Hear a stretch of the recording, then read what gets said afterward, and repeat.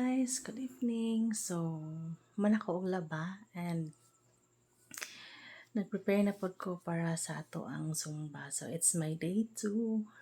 Sige na lang sa day 2 ani. So, hopefully, ma-straight na siya na ko na trying to make everything in balance, char. So, atong i-try jud muna sa yung time management sa gising ko ako sugod ali mo kay diri guys. So, napakasugod og Zumba. So, karon is, akong plan is 30 minutes Zumba. And then, if napay. So, napay na po. So, napay time, magamit ko sa akong mga gamit sa workout. So, patanaan mo sa akong mga gamit sa workout ha. So, ano siya guys, akong mga gamit sa workout. Kana siya. So, ano siya, tanawa. So, naradjud ko'y gamit sa workout guys. Kana, yan napot ko'y para sa bike.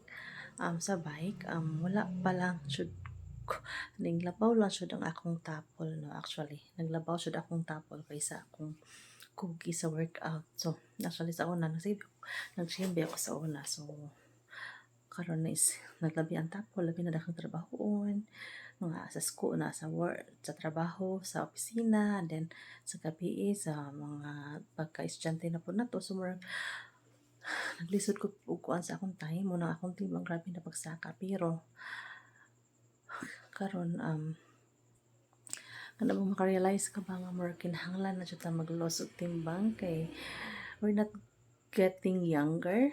So, nagana mo saka ang atong edad o niya nagkanang mga sakit-sakit, then we have to kuan ba kanang laban sa life. So, kailangan healthy pud ta. So, mao na siya nga trying to make everything in balance, including my workout.